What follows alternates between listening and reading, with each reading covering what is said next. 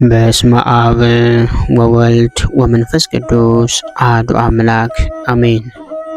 እንኳን በታኅሳስ 16 ቀን ታስባና ተከብራ ለምትውል ለእመቤታችን ለቅድስት ኪዳነ ምሕረት ወርኃዊ መታሰቢያ በዓል በሰላም አደረሳችሁ አደረሰን።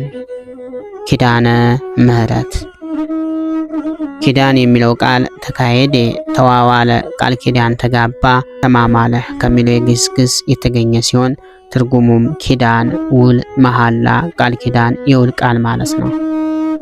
ኦሪት ዘዳግም ምዕራፍ 29 ከቁጥር 1፣ በኤርምያስ ምዕራፍ 31 ከቁጥር 31 እስከ 33፣ በመዝሙረ ዳዊት ምዕራፍ 88 ከቁጥር 3።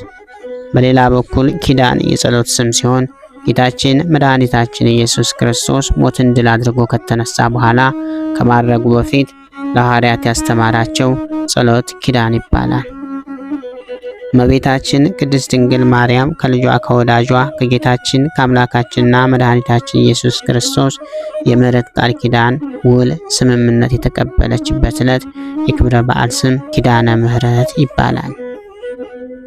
በየዓመቱ የካቲት 16 ቀን የምናከብረው ይህ በዓል እመቤታችን ቅድስት ድንግል ማርያም ልጄ ወዳጄ ሆይ ከሥጋዬ ሥጋ ከነፍሴ ነፍስ ነስተ ሰው ስለመሆነ 9 ወር ከ5 ቀን ስለቻለህ ማኅፀኔ ካንተ ጋር ከአገር አገር ስለመሰደዴ መጥተህ ልመናዬን ትሰማኝ ዘንድ እለምናሃለሁ እያለች ትጸልይ ጌታ እልፍ አእላፍ መላእክቱን አስከትሎ ወደ እርሷ መጥቶ ሰላም ለኪ ማርያሜ እናቴ ማርያም ሆይ ሰላም ላንቺ ይሁን፣ እንዳደርግልሽ የምትለምንኝ ምንድን ነው አላት።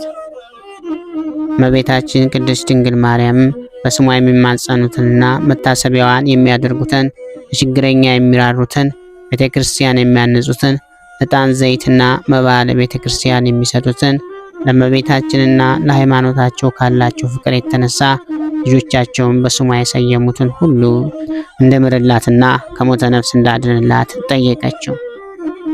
ጌታችንም ይህንን ሁሉ እንዳደርግልሽ መሐልኩ ለኪ በርእሴ ወበአቡዬ ወበመንፈስ ቅዱስ ሕያው፣ በራሴ በአባቴና በመንፈስ ቅዱስ ስም ማልኩልሽ ብሎ ቃል ኪዳን ገብቶላት ወደ ሰማይ አድርጓል። ለዚህ ነው ቅዱስ ያዕቆብ ዘስሩግ በቅዳሴው ዳግመኛም በእናት በማርያም ተማጽነናል፣ ይህችውንም አንተን በመውለድ እመቤታችንና የባሕርያችን መመኪያ ናት። አንተ መታሰቢያሽን ያደረገ ስምሽንም የጠራ የዘላለም ድኅነትን ይድናል ብልሃታልና በማለት የሚማጸነው። በተአምረ ማርያም መጽሐፍ እንደተመዘገበው በዚህ ዕለት የሚታሰቡ 2 ተአምራቶች አሉ። ከነዚህም አንደኛው የስምዖን ታሪክ ነው። ስምዖን የሚባል እንግዳ ተቀባይ ደግ ሰው ነበር። ሰይጣን ለምቀኝነት አያርፍምና ከዕለታት አንድ ቀን በእንግድነት ከቤቱ ገብቶ ልጅህን አርዴ ካላበላኸኝ ሌላ ምግብ አልበላም አለው። በዚህ ጊዜ ስምዖን ሲያወጣና ሲያወርድ ቆየና አብርሃም ልጁን ሰውቶ ነው የእግዚአብሔር ሰው የተባለው በማለት የእግዚአብሔርን እንግዳ ላለማሳዘን ሲል ልጁን አርዶ አቀረበለት። እንግዳ መሰሉ ሰይጣንም ስጋውን ቅመስልኝ ብሎ ግድ አለው። ስምዖንም ወይም በላይ ሰብ አርዶ ያዘጋጀውን የልጁን ስጋ በቀመሰ ጊዜ ሰይጣን ስላደረበት ስለተዋህደው ከዚያ ሰዓት ጀምሮ ቤተሰቦቹን ጎረቤቶቹንና መንገደኛውን ሁሉ ይበላ ጀመር። በአጠቃላይ 78 ሰዎችን ከበላ በኋላ አንድ በቁስል የተመታ ሰው አገኘና ሊበላው ሲል ውሃ ጠጣኝ በስላሴ በቅዱስ ሚካኤል በቅዱስ ገብርኤል ስም ለመነው። እርሱም ዝም አለው። በመጨረሻም በድንግል ማርያም ስም አለው። ስምዖን የእመቤታችንን ስም በሰማ ጊዜም ወደ ልቦናው ተመልሶ ሲቃሉ እንዲገመው አለው። በሽተኛውን መልሶ ስለ ድንግል ማርያም ውሃ ጠጣይ ብሎ ለመነው።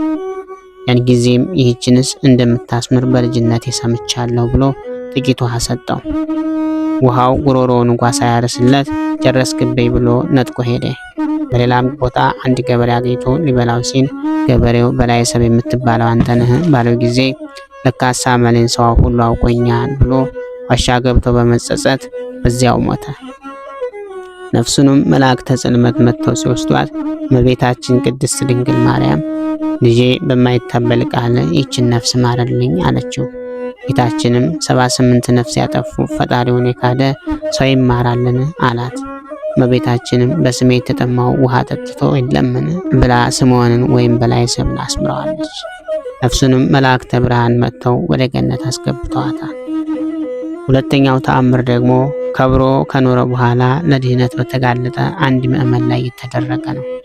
በክርስቲያን ወገን የሆነ ሀብት አግኝቶ ያጣ አንድ ሰው ነበር። ከዕለታት አንድ ቀን ከብሬ በኖርኩበት ሀገር ተዋርጄ አልኖርም ብሎ ጓዙን ጠቅልሎ ከሀገሩ ወጥቶ ሲሄድ ሰይጣን ያዘነ ሰው መስሎ ድንጋዩንም በምትሃት ወርቅ አስመስሎ ሥላሴን፣ ጻድቃን፣ ሰማዕታትን፣ መላእክትን ካደልኝና ይህንን ወርቅ እሰጥሃለሁ አለው። ሁሉንም ካደለትና ወርቁን ተቀብሎ ዘወር ሲል ምዕመናን የሚመኩባት ድንግል ማርያም የአምላክ እናት አይደለችም ብለህ ካደልኝ አለው። ሰውየውም እሷን ሳልክድም ሲለው በድንጋይ ቀጥቅጦ ገደለው። መላእክተ ጽልመት የሟቹን ነፍስ ሊወስዱ ሲሉ መላእክተ ብርሃን አብረው ቀረቡ። እመቤታችንም ጌታችንን ልጄ ይህችን ነፍስ ማርልኝ አለችው። እናቴ ውሻ ይማራልን አላት። እመቤታችንም ስምሽን የጠራውን መታሰቢያሽን ያደረገውን እምርልሻለሁ ያልከውን ቃል ኪዳን ይታበላልን አለችው። በዚህም ጊዜ ምሬልሻለሁ አላት። እግዚአብሔር አምላካችን ከመረጥኳቸው ጋር ቃል ኪዳን አደረግኩ ባለው መሰረት ከቅዱሳን ጋር ያደረጋቸው ቃል ኪዳኖች ብዙዎች ናቸው። ከነዚህ መካከል ከላይ በተአምራቱ እንደተመለከት ነው አንዱ ስለ እመቤታችን የሰጠው የአማላጅነት ቃል ኪዳን ነው። ማማለድ ማለት ስለሌላው መጸለይ፣ መለመን፣ የደረሰውን ችግር እንዲወገድ ማድረግ፣ ማስመር፣ ይቅርታ ማሰጠት ማለት ነው። በዚሁ መሰረት ከእግዚአብሔር በታች ከቅዱሳን ሁሉ በላይ ከፍ ከፍ ያለችና የከበረች እመቤታችን ቅድስት ድንግል ማርያም እግዚአብሔር በተሰጣት የማማለድ ስልጣን ጻሊ ለነ ቅድስት ሆይ ለምኝልን እያሉ ስለሚለምኗት ሁሉ እግዚአብሔር እያማለደችና እየለመነች ምሕረትን እንደምታሰጥ ቀናውንና የተመሰገነውን ሃይማኖት የምንከተል ምዕመናን ሁሉ እናምናለን። ምክንያቱም ቅድስት ድንግል ማርያም እግዚአብሔር እናትና አገልጋይ እንደመሆኗ ከሁሉም ቅዱሳን በበለጠ ለእግዚአብሔር ቅርብ ናትና። በእግዚአብሔር ዘንድም ሆነ በሰው ዘንድ ባለሟልነት ማግኘት ወይም ቅርብ መሆን ደግሞ አንድን ጉዳይ በቀላሉ ለማስፈጸም ይጠቅማል። ለምሳሌ መልአኩ ቅዱስ ገብርኤል በእግዚአብሔር ፊት የሚቆም ባለሟል በመሆኑ የድህነትን ምስጢር አብሳሪ ሆኗል። በሉቃስ ወንጌል ምዕራፍ 1 ከቁጥር 19 እስከ 26። አስቴር የንጉሱ አርጤክስ ሚስት በመሆኗ በወገኖቿ የታወጀውን የሞት አዋጅ አስለውጣለች። በመጽሐፈ አስቴር ምዕራፍ 3 ከቁጥር 10። ነቢዩ ሙሴ በእግዚአብሔር ፊት ባለሟል በመሆኑ ይህንን ኃጢአታቸውን ይቅር በላቸው፣ ያለዚያ ግን እኔን ከጻፍከው መጽሐፍ እባክህ ደምስሰኝ በማለት ለእስራኤላውያን ምሕረትን አሰጥቷል። ኦሪት ዘጸአት ምዕራፍ 32 ከቁጥር 14። ስለዚህ የቅድስት ድንግል ማርያም አማላጅነትም እንደ ፀሐይ የበራ ሐቅ ነው።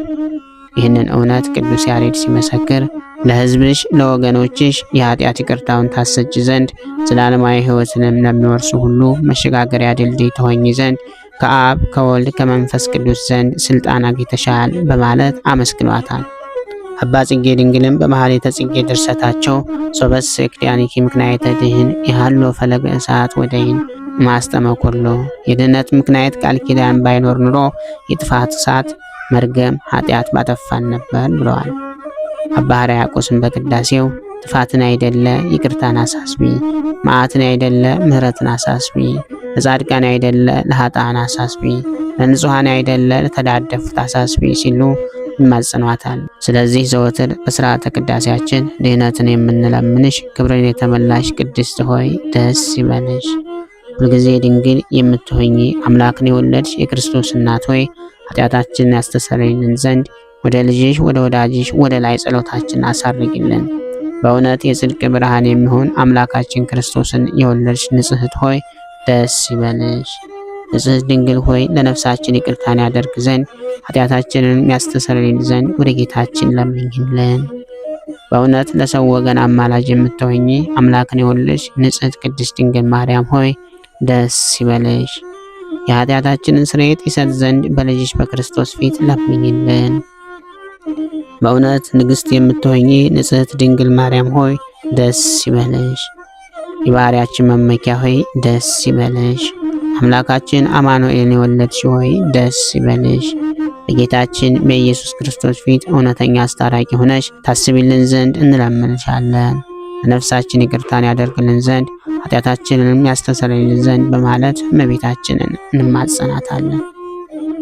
በአጠቃላይ ኪዳነ ተካሄድኩ ምስለ ሕሩያን ከመረጥኳቸው ጋር ቃል ኪዳን አደረግኩ በማለት በነቢዩ ቅዱስ ዳዊት አድሮ ራሱ እግዚአብሔር ከመረጣቸው አበው ነቢያት፣ ጻድቃን፣ ቅዱሳን ሰማዕታት ጋር ኪዳን እንደገባ እንደሚገባ ተናግሯል። በመዝሙረ ዳዊት ምዕራፍ 88 ከቁጥር 3 ሐዋርያው ቅዱስ ጳውሎስም እንግዲህ እርሱ ራሱ ካጸደቀ እግዚአብሔር የመረጣቸውን ሰዎች የሚቃወማቸው ማን ነው? በማለት እግዚአብሔር ሰዎችን እንደሚጠራ፣ እንደሚያከብር፣ እንደሚቀድስና ቃል ኪዳን እንደሚሰጥ ነግሮናል። በሮሜ ምዕራፍ 8 ከቁጥር 33 ቅዱስ ዳዊት ነኪር ነገሩ በእንቲአከ ሀገረ እግዚአብሔር፣ እግዚአብሔር ከተማ ሆይ ስለ አንቺ የተነገረው ነገር ድንቅ ነው።